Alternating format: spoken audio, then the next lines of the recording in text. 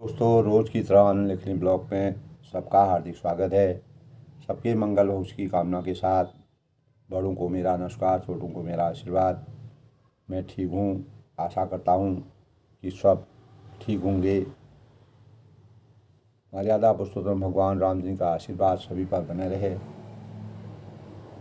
दोस्तों, आज का पंचांग 15 मार्च 2024 दिन शुक्रवार, फाल्गुन मास के शुक्ल पक्ष की षष्ठी तिथि और कृतिका नक्षत्र विषकुंभ योग का संयोग रहेगा।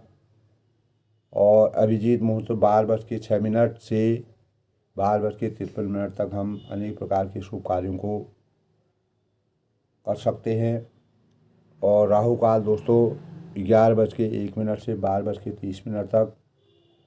सूर्योदय आज 6:39 पे और सूर्यास्त 6:32। हिंदू पंचांग के अनुसार दोस्तों 3 है, 6 है, 11 है, 13 है और 15 है, 20 है, 25 और 29 तारीख यह जो है मार्च मास के फाल्गुन माह के नामकरण के मुहूर्त होने का संयोग है। जैसे कि हम जानते हैं दोस्तों, आज विषकुंभ योग है। मेष राशि, वृषभ राशि, मिथुन राशि और कर्क राशि, सिंह राशि, कन्या राशि, तुला राशि, वृश्चिक राशि, धनु राशि, कुंभ राशि, मीन में रेवती नक्षत्र में विषकुंभ का योग बन रहा है। और सबसे शुभकारी बात यह है कि दोस्तों यह विषकुंभ योग जो है रात में है, इसलिए इसका प्रभाव किसी पर कोई इस प्रकार का प्रभाव नहीं पड़ेगा। और आज हिंदू पंचांग के अनुसार विषकुंभ का योग थोड़ा जीवन में परेशानी पैदा करता है। और शुक्रवार का दिन आज दोस्तों, शुक्रवार का संबंध जैसे कि हम जानते हैं शुक्र ग्रह से होता है। और शुक्रवार का दिन माता लक्ष्मी और माता दुर्गा को समर्पित होता है। इसके साथ ही शुक्रवार का दिन वैभव है, विलास है, सुख है, समृद्धि है का दिन माना जाता है। और शुक्रवार का दिन माता लक्ष्मी और दुर्गा माता का दिन होता है। इस दिन धन देवी और माँ लक्ष्मी की कृपा हमारे अंदर, हमारे ऊपर बरसती है। जो जातक विधि विधान से शुक्रवार का व्रत करते हैं, संतोषी माता का व्रत भी इसमें माना जाता है। लगभग संतोषी माता के व्रत का जो नियम पूर्वक करता है उसको मनोवांछित फलों की प्राप्ति होती है। संतोषी माता को गुड़ और चना जो है भोग लगाया जाता है। और 21 यानी 9 माह तक संतोषी माता का व्रत रखने का सही है। उसके अनुसार हम जो अपने मन में कामना करते हैं उसकी पूर्ति होती है। और दोस्तों इस दिन माँ संतोषी, माँ लक्ष्मी और दुर्गा माता हमारे जीवन में अनेक प्रकार के शुभ भावों का संचार करते हैं। इस दिन दोस्तों खट्टी चीज़ें खाने से थोड़ा परहेज़ करना चाहिए, शुक्रवार को नहीं खाना चाहिए। और अनुचित रास्तों से जाना, गलत रास्तों को प्रयोग करना, अपनी वाणी में संयम रख के अनुचित रास्ते से हमेशा बचने का प्रयास शुक्रवार को अवश्य करना चाहिए। दोस्तों इस दिन पूजा पाठ करने के बाद भक्तिभाव और सामर्थ्यानुसार दान पुण्य करने का विधान है। शुक्रवार देवी लक्ष्मी और संतोषी माता की उपासना की जाती है। ज्योतिष शास्त्र के अनुसार, जो हमारे ज्योतिष शास्त्र हैं उनके अनुसार शुक्रवार का दिन शुक्रदेव और देवी लक्ष्मी की आराधना की जाती है। लक्ष्मी पूजन से जीवन में सुख सुविधा, धन धान्य, समृद्धि की प्राप्ति होती है। आर्थिक तंगी से हमारा जीवन सुरक्षित रहता है, किसी प्रकार की आर्थिक तंगी नहीं रहती है। लक्ष्मी की पूजा इस दिन श्रेष्ठ मानी जाती है। धन देवी लक्ष्मी की पूजा आराधना करने से माँ लक्ष्मी के मंदिर में शंख है, कौड़ी है, कमल, मखाना, बतासा, ऐसी इस प्रकार की चीज़ें अर्पित करके शुभ लाभ की याचना करनी चाहिए। इस दिन विधि विधान से पूजा करने से हमारे जीवन में खुशी और तरक्की के भाव संचित होते हैं। यह बार दोस्तों सुख और समृद्धि का द्योतक माना जाता है और आर्थिक परेशानियों का सामना अगर हम करते हैं, विधि विधान से अगर हम शुक्रवार का व्रत करते हैं तो हमारी आर्थिक तंगी हमेशा के लिए समाप्त हो जाती हैं। सफ़ेद गुलाबी जो रंगीले रंग के कपड़े पहनना इस दिन शुभ माना जाता है और फल है, दूध है, गुड़ है, चना है और हलवे का सेवन करना बहुत ही शुभकारी माना जाता है। दोस्तों, जैसे कि हम जानते हैं मर्यादा पुरुषोत्तम भगवान रामचंद्र जी की ने विभीषण के जीवन को किस प्रकार से सार्थक बनाया और विभीषण को भक्ति मार्ग में किस प्रकार से साकार रूप में उनको दर्शन कराए और अनेक भावों से मर्यादा पुरुषोत्तम भगवान रामचंद्र जी रावण के क्रोध रूपी अग्नि में जो श्वास थी उसको हमेशा के लिए समाप्त करने का और विभीषण को बचाने का प्रयास किया और उसे अखंड राज्य की स्थापना करके उसका राज तिलक कर दिया उनका। तो मर्यादा पुरुषोत्तम भगवान राम की विभीषण के ऊपर इतनी बड़ी कृपा हुई। रावण पहले बहुत ज्ञानी था और यज्ञ विद्या जानता था, मायावी था, भगवान शिव की आराधना करता था, शिव का परम भक्त था। तो शिव जी ने उनको अपार इस प्रकार के वरदान दिए थे। तो अनेक बार शिव जी ने जो है शिव जी की आराधना करते करते उन्होंने जब रावण ने अपने 10 सिरों को शिव जी बलि चढ़ा दी, तब शिव जी ने उनको अखंड राज्य और इतना बलशाली बना दिया। लेकिन मर्यादा पुरुषोत्तम भगवान राम जी ने मानव रूप में अवतीत होकर के रावण के घमंड को जब शिव जी भी समाप्त नहीं कर पाए, वह राक्षसी माया से अभिशप्त हो गया और विभीषण को बहुत ही कम समय में और विभीषण की भक्ति से प्रसन्न होकर मर्यादा पुरुषोत्तम भगवान राम जी ने इतने सिरों को चढ़ाने के बाद रावण को जो शिव जी ने जो वरदान दिया था वह शहर से ही विभीषण को प्राप्त हो गया। तब विभीषण भगवान के अपार उपासक हो गए। नीति और नियमों के दृढ़ता उनमें आ गई और अनेक प्रकार से विभीषण ने मर्यादा पुरुषोत्तम भगवान राम से कहा कि आप चराचर जगत के स्वामी हैं और शरणागत के रक्षक हैं और सबके हृदय के भीतर बसने वाले हैं और मेरे हृदय में पहले कुछ वासना थी, जो इच्छा थी, कामना थी, आपके चरणों में आने पर मुझे वह प्राप्त हो गया है।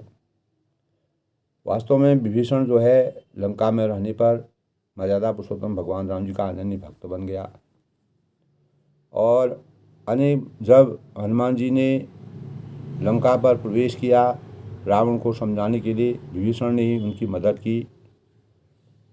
इसीलिए तब विभीषण कहते हैं,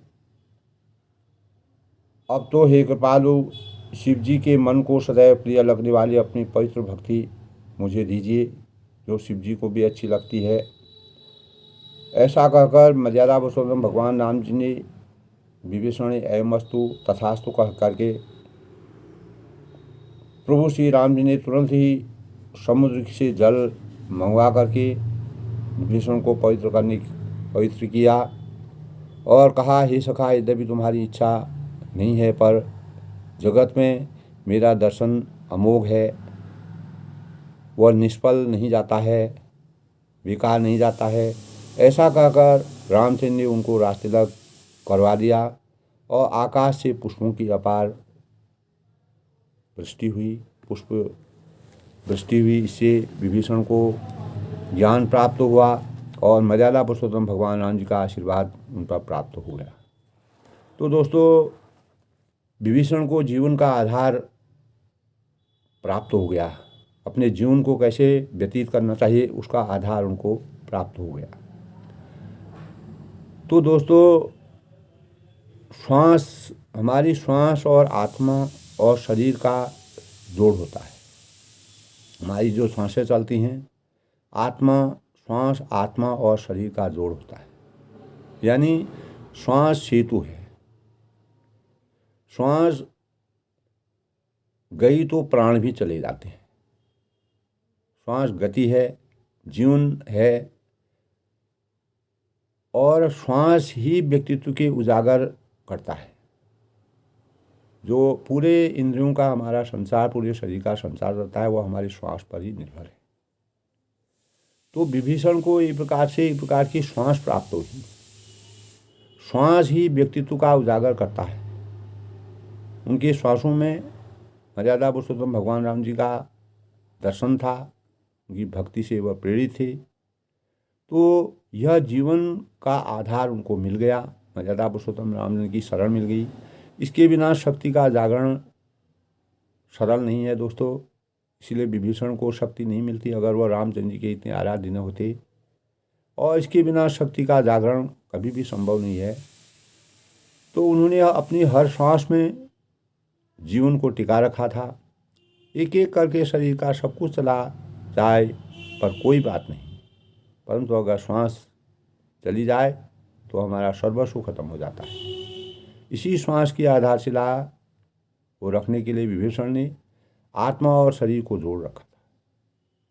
आत्मा और शरीर का केंद्र पर जाकर जो आपस में जो संयोग होता है, वह केंद्र शक्ति का माँ जगदम्बा का केंद्र है। इसी से हमारी कुंडलियों का संचार होता है, पूरे शरीर में जागरण होता है। दोस्तों, हमारा यह शरीर मन के साथ रहकर अपनी गतिविधियां जारी रखता है। इसीलिए विभीषण ने अपने मन, वचन और कर्म से मर्यादा पुरुषोत्तम भगवान राम जी का आशीर्वाद प्राप्त किया था। तब उन्होंने अनेकों बार कहा कि सभी इच्छाओं का कुंड वह है जहाँ भोगमय जीवन की सब गतिविधियां जुड़ी होती हैं। देह को काम शक्ति और मनुष्य को पशु पक्षी सभी को अपने प्रभाव ले लेती है। यह काम शक्ति भोग्या है। रावण को जिस प्रकार काम शक्ति पूर्ण रूप से विद्यमान थी, वह मायाई हो गया, भोग में लिप्त हो गया, सांसारिक माया मोह और बंधनों में लिपट गया और अज्ञान रूपी अंधकार का पर्दा उसके शरीर पर, उसके अंतःकरण में छा गया। दोस्तों, इसीलिए आत्मा की तरफ बढ़ने की प्रेरणा, जो आत्मा के अनुसार आत्मा हमारी जो कुछ कहती है उसके अनुसार विभीषण ने अपने चरित्र को सार्थक किया। और यह निश्चित है दोस्तों, किसी भी व्यक्ति की कुंडलियाँ जब वह शरीर की ओर प्रवाहित होती है तब अधोगामी होती हैं, और जब तक आत्मा की ओर बढ़ती हैं तो ऊर्ध्व हो जाती हैं। ऊर्ध्वगामी में यह स्वर्गारोपण करती हैं और अधोगामी में सृजन करती हैं। इसीलिए विभीषण जी को अधोगामी इस प्रकार के उनके आत्मा का भाव था। तो जहाँ से वह चला, अर्थात अपनी भूमि से, यानी लंका से वह अपनी भूमि की ओर से चल करके अधोगति में वह बदलता रहता है। और इसीलिए विभीषण ने अपने पथ को कभी खोने का प्रयास नहीं किया। और किसी का, दोस्तों, इस संसार में किसी का भी कोई अधोगति में जीवन की यौन शक्ति की प्रभुता होती है और ऊर्ध्वगति में जीव की आत्मीय शक्ति की प्रभुता होती है।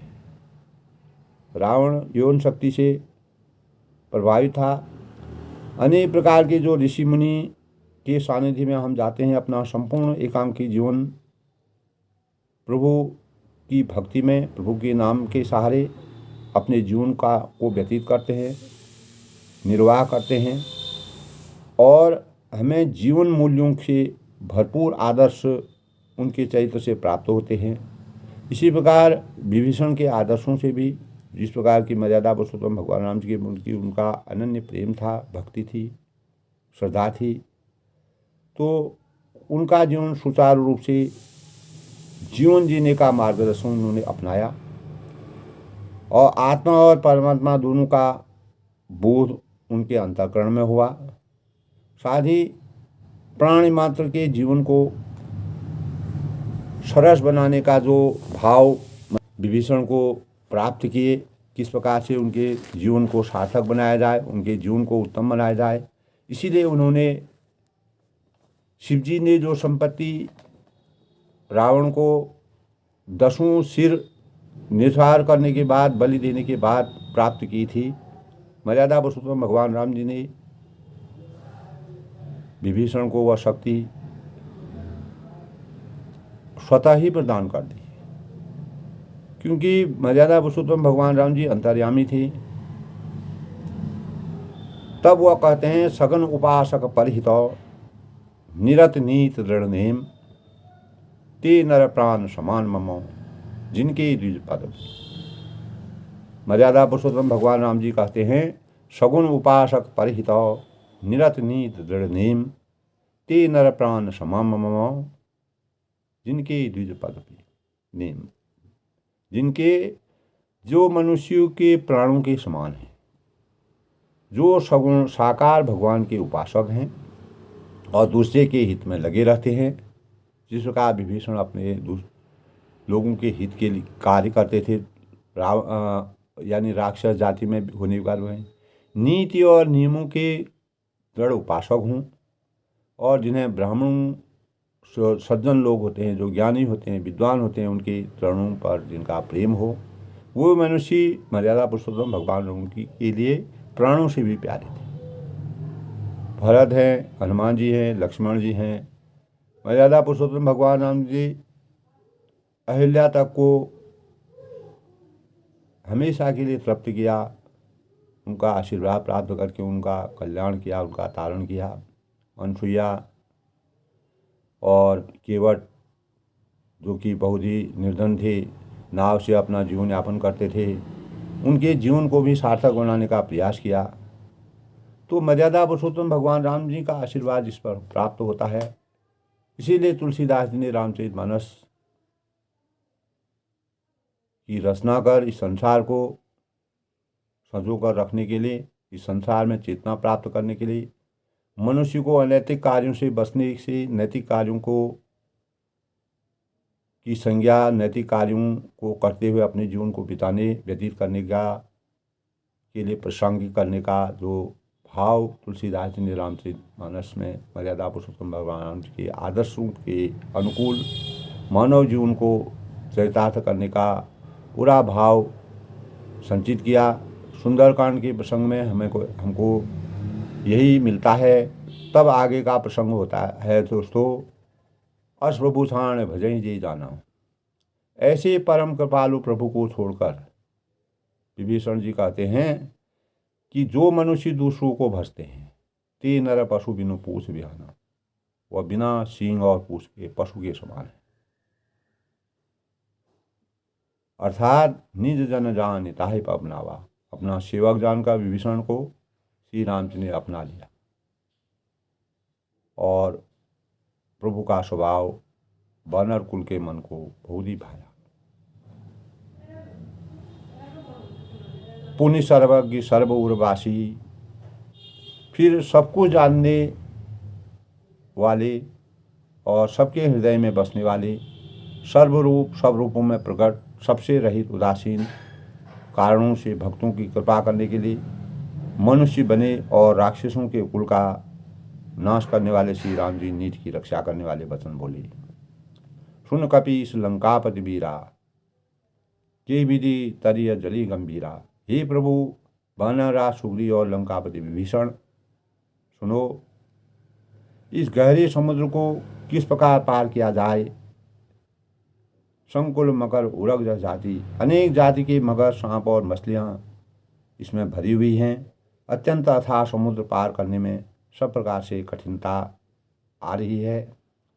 कह लंकी सुनऊ रघुनायक, कोट सिंधु शोषक सब सहायक।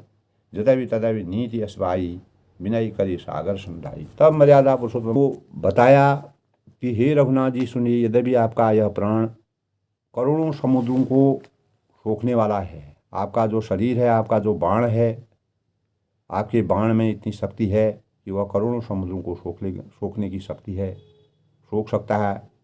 तथापि नीति ऐसी कही गई है, हमारी नीति मर्यादा ऐसी है, उचित यह होगा कि पहले जाकर समुद्र से प्रार्थना की जाए। समुद्र से प्रार्थना करें कि हम कैसे पार उतरें और समुद्र अपने प्रभाव को किस प्रकार से कम करे, ताकि जितने भी प्राणी समुद्र में हैं वह सब जीवित रहें। प्रभु तुम्हार कुल गुरु जलधि, कहीं उपाय विचार। तब हे प्रभु, समुद्र आपके कुल में बड़े पूर्वज हैं और वे विचार कर उपाय बतला देंगे। बिनु प्रयास सागर तरहीं, सकल भाल का विधान।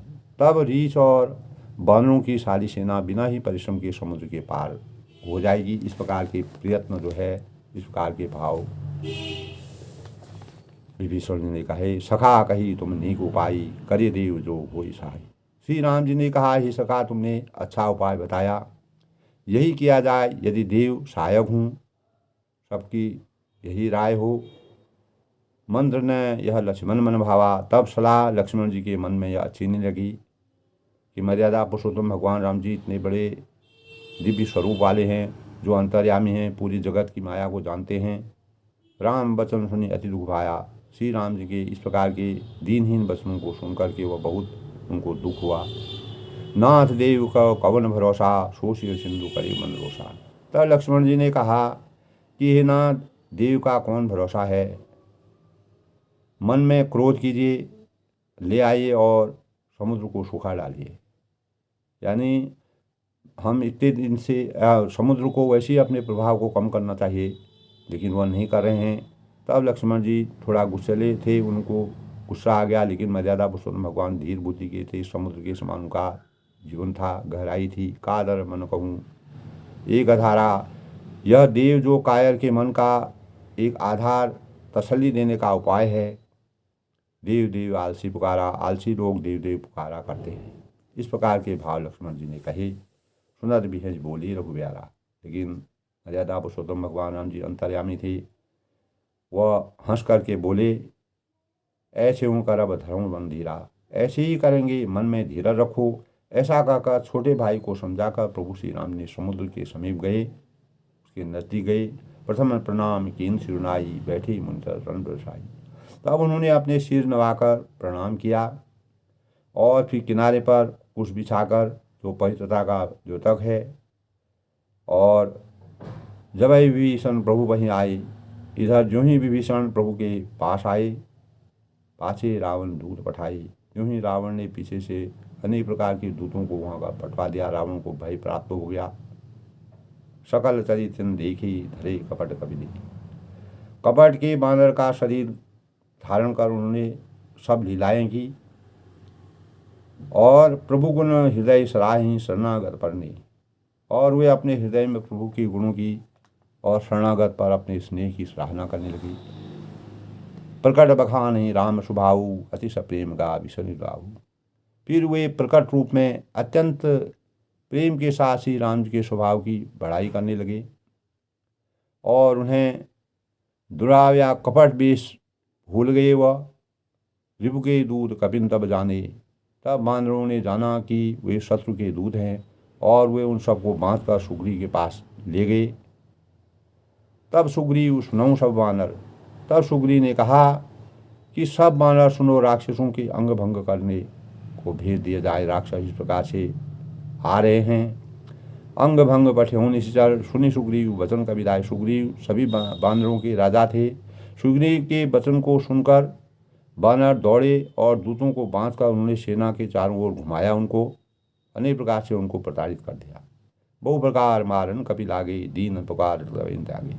बानर उन्हें बहुत तरह से मारने लगे और दीन होकर पुकारते थे, फिर भी बानरों ने उन्हें नहीं छेड़ा। तब दूतों ने पुकार कर कहा, जो हमार हर नाशा काना, जो हमारा जो नाक कान है वह काटेगा, उसे कौशलाधीश श्री राम जी को की सौगंध है। कोई भी राक्षस इस प्रकार का अगर भाव करेगा, इस प्रकार की रचना करेगा, तो मर्यादा पुरुषोत्तम भगवान राम जी उसको हमेशा के लिए उनकी सौगंध उसको है। सुनी लक्ष्मण सब निकट बुलाई। तब लक्ष्मण ने सबको समुद्र पार करते से पहले सबको निकट बुलाया। दया लाग हंस तुरंत छुड़ाई, और उन्हें बड़ी दया लगी। उसने उनके हंसकर उन्होंने राक्षसों को तुरंत छुड़ा दिया।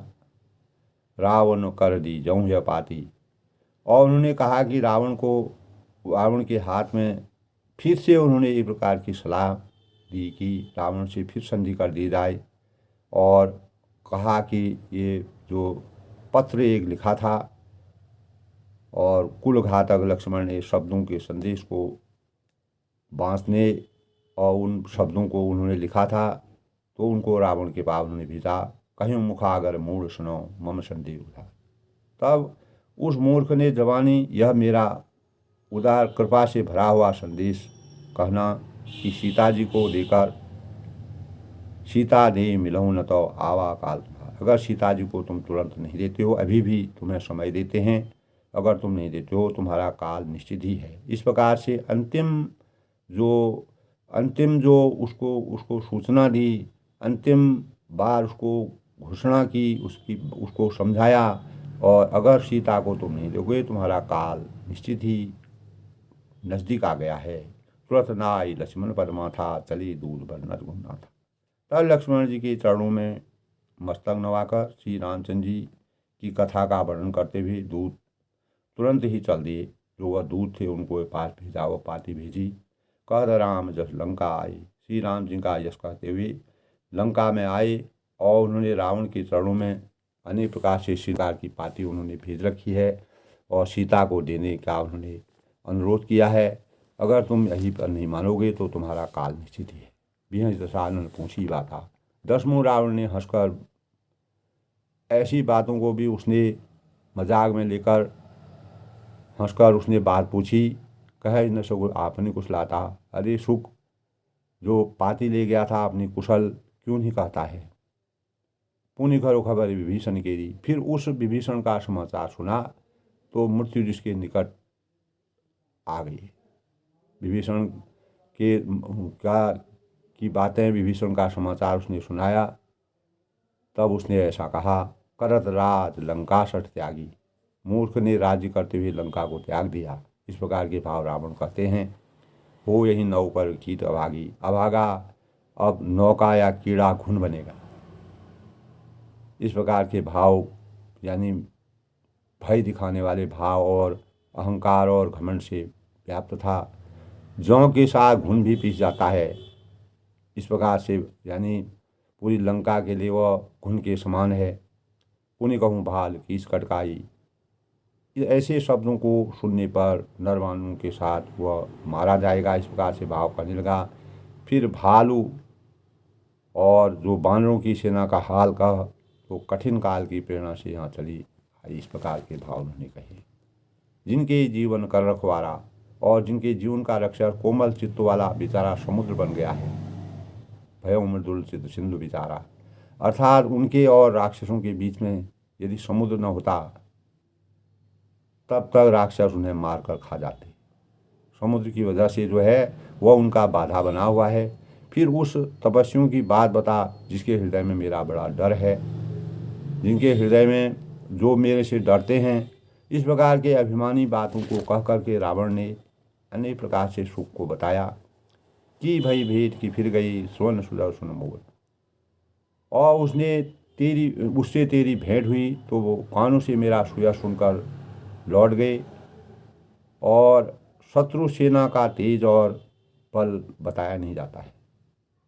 शत्रु को कभी भी कमज़ोर नहीं छोड़ना चाहिए। कहस निर्बुदल रेज बलो तेज बलो बहुत सके सोच। और तेरा चित्त बहुत ही चकित और भौचक्का सा हो रहा है। इस प्रकार के भाव रावण ने कहे। नाथ कृपा कर पूछूं जैसो। दूत ने कहा कि हे नाथ, आपने जैसी कृपा करके पूछा है, मानो कहा क्रोध जो था वैसे ही क्रोध कर मेरा कहना मानिए, मेरी बात पर विश्वास कीजिए। मिला जाए जब अनु तुम्हारा।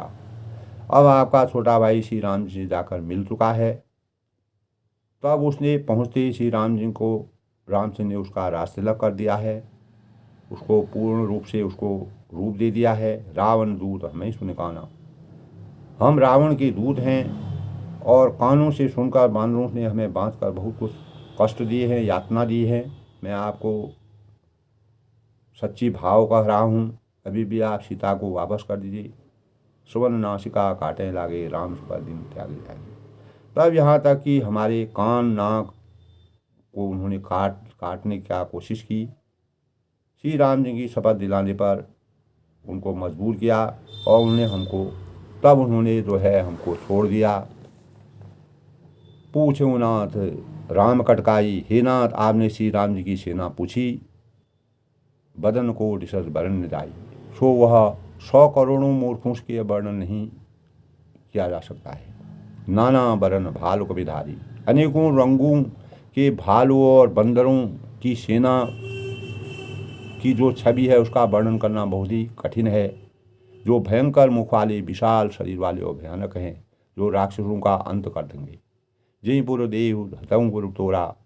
जिसने नगर को जलाया, एक ही बंदर ने पूरी लंका को जला करके भस्म कर दिया। आपके पुत्र अक्षय कुमार को मार डाला।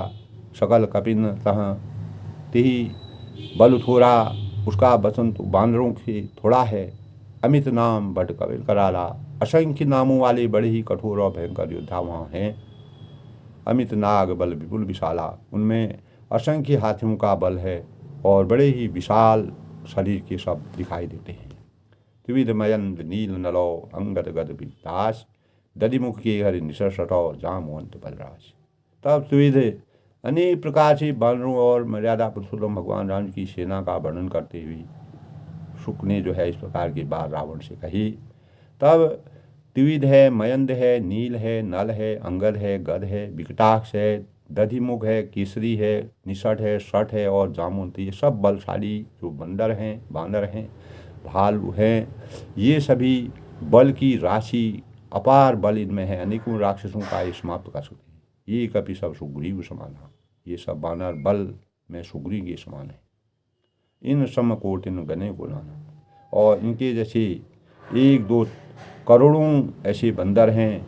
उन और राम कृपा बल देनी बहुत दिनों से गिन की कौन सकता है, उनको गिन भी नहीं सकते हैं। उनकी संख्या अपार है। श्री राम जी की कृपा से उनको इस प्रकार का बल प्राप्त है।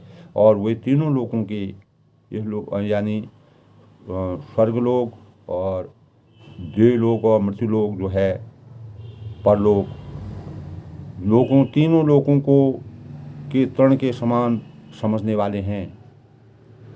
अस में सुना सुवन दस कंदर। हे 10 ग्रीव, हे 10 शीश वाले रावण, मैंने कानों से ऐसा सुना है। पद्म 18 जूथा बंदर, कि 18 पद्म को अकेले बानरों के सेनापति हैं। और नाथ कटक मह जो कभी घाही।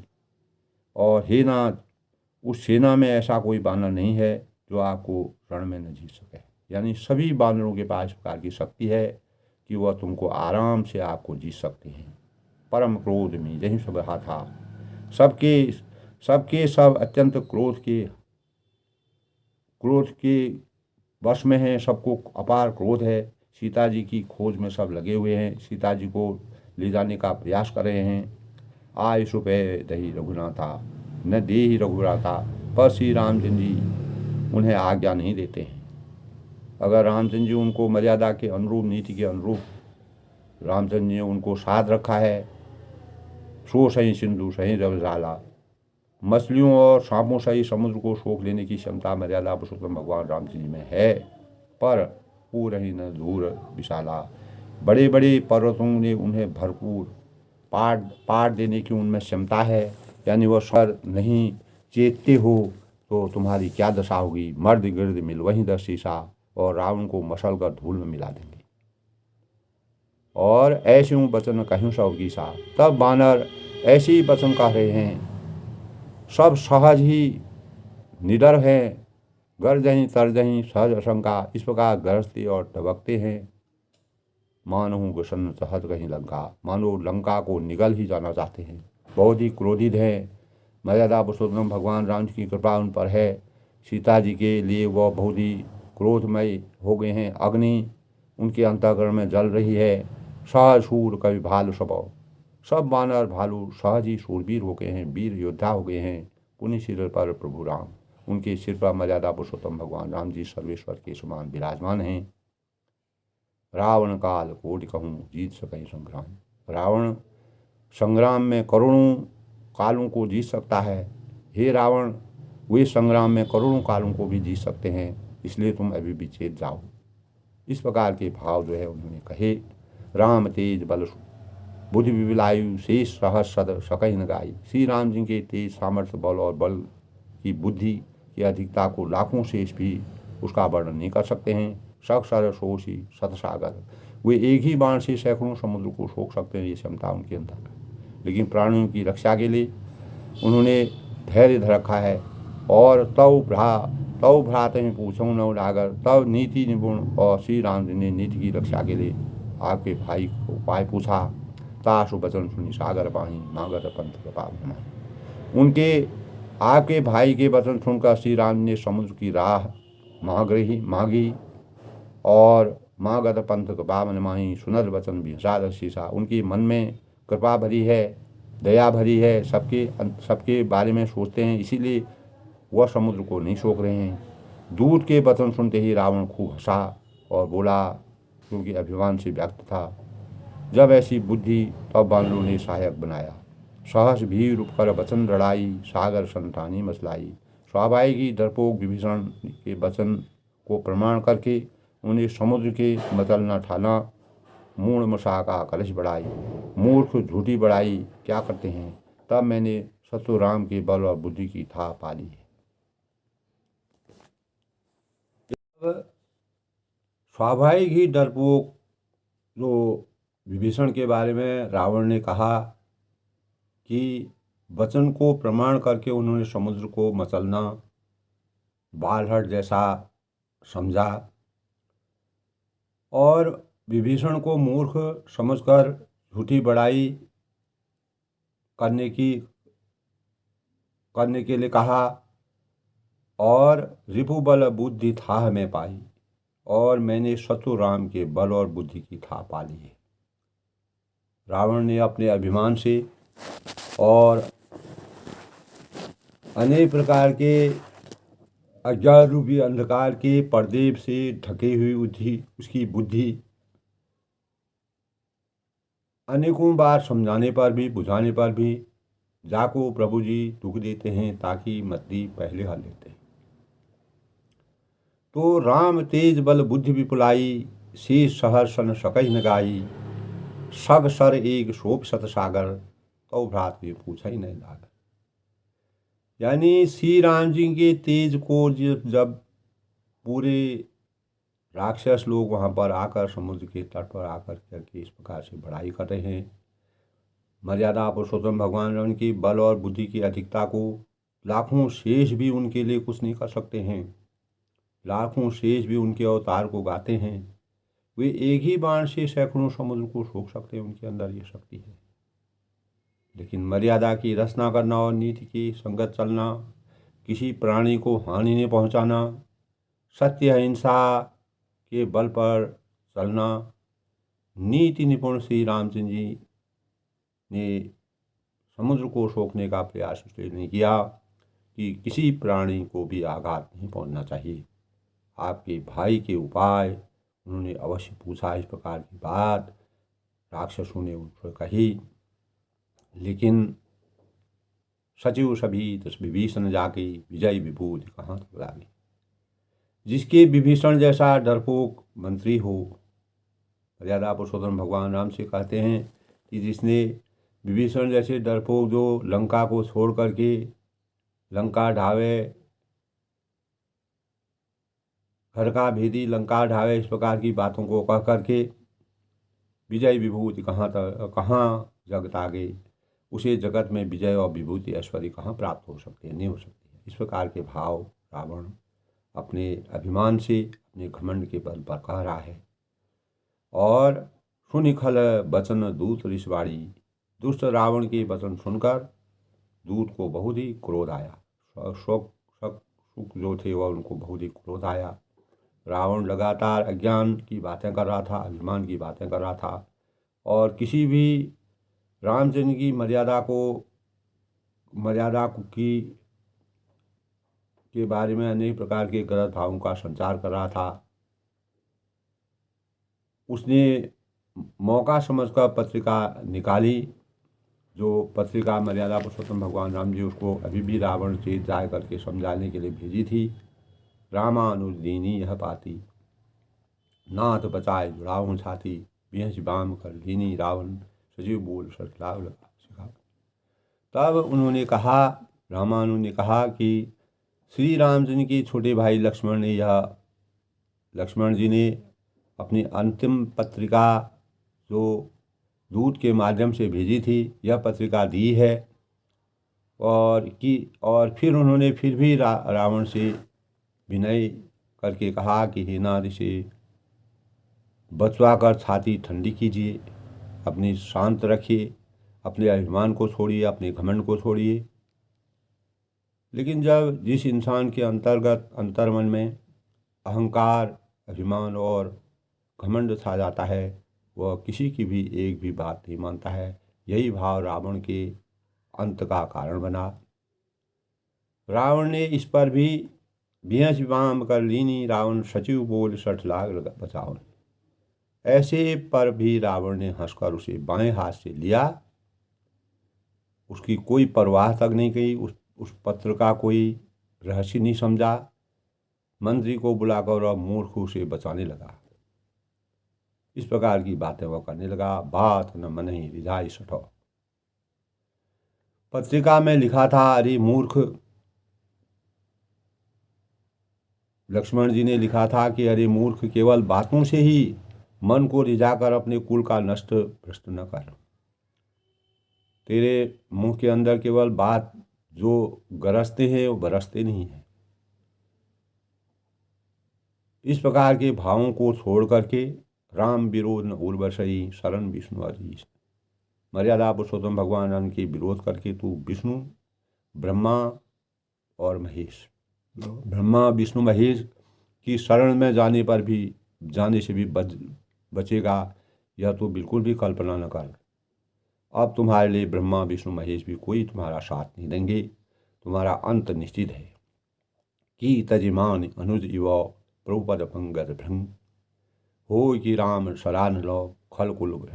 तब मर्यादा पुरुषोत्तम भगवान राम के अनुरोध के बाद लक्ष्मण ने जो पत्रिका लिखी थी, तब रावण ने बड़ी बाएं हाथ से पकड़ करके उसकी इज्जत न करते हुए, उसका कोई मान सम्मान न रखते हुए, या तो अभिमान, तब लक्ष्मण जी ने बार बार उसमें ये भी लिखा था कि या तो अभिमान छोड़कर अपने छोटे भाई विभीषण की भांति प्रभु के चरण कमलों का भ्रमर, जिससे तुम्हारे जीवन सार्थक हो जाएगा, जीवन अमर हो जाएगा, अपने राज्य का अच्छे प्रकार शासन करने लगागा, वह तुमको प्राप्त होगा। अथवा ही दुष्ट हो कि राम शरण लो खल कुल सहित पतंग।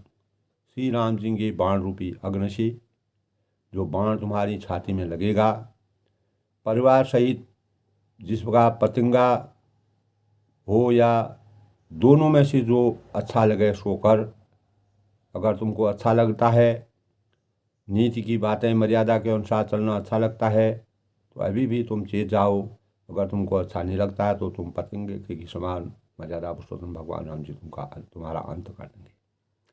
इस प्रकार के भावुक बातों को लक्ष्मण जी ने अपनी अंतिम पत्रिका में लिख करके रामचंद्र जी का संदेश को भेजा था। लेकिन रावण जो है अभिमानी था, अज्ञानी था। अज्ञान का पर्दा उसके अंत में जब जिसको प्रभु जी दुख देते हैं ताकि मत्ती पहले हर लेते हैं, तो उसकी मति विपरीत हो गई थी। वह किसी भाव से नहीं माना।